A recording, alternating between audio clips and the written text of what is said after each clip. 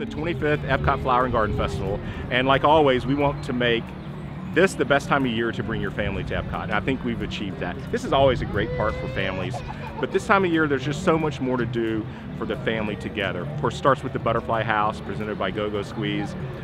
Hundreds and hundreds of butterflies surrounding you as you go through and read how you can butterfly garden at your house. It tells you the plants to use and what you need, and then the story of good, healthy food. We've really reimagined our play areas this year. Rather than playgrounds, which have always been extremely popular, we wanted to do something that would get the families together in it rather than just the children playing, and I think we've succeeded.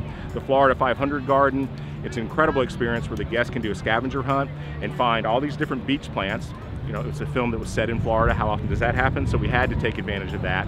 And then when they're done, they get to take their own package of seeds home and plant it themselves.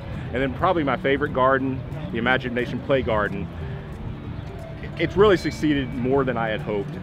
The goal was to bring the entire family into it, and you can see we do have a play structure which the children pretty much are on. Most adults aren't going to climb, and you'd probably be told not to. But the rest of the garden, we have the great musical maze, and I was out here the first day it opened. My hope was that it wouldn't just be children. You can look over there now, there's as many adults in there as there are children. The tic-tac-toe and the checkerboards are being used by all the kids, and then the little imagination play area, mainly for younger kids where they can get pretend they're on lily pads and climbing on these structures, and the pond, which is blue turf, is just a lot of fun. So really proud of this, and I think it's going to be a model for us as we go on in future years. The Honey Garden, the Honey Bistro is our new experience this year.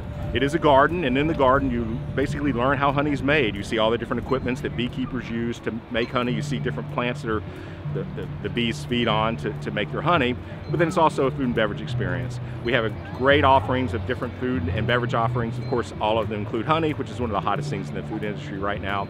We're also really happy to feature FTD. They're presenting these incredible festival bloom displays around our lakes. You know, the how-to garden is something, we start planning these festivals probably a year out. And we used to do some how-to gardens, how you could do things. We kind of got away from that, and the guests were asking us, you know, I used to like it when you'd have these gardens that would show us some fun, fancy ideas. So we brought a lot of those back, have some new ones, and the feedback we're getting is the guests are like seeing that. We know that a lot of guests take to their own house what they see here, and we try to make that as easy for them as possible. And we also, you know, try to show them some whimsical things so they can have something in their yard no one else has, unless that person's been to the Flower Garden Festival.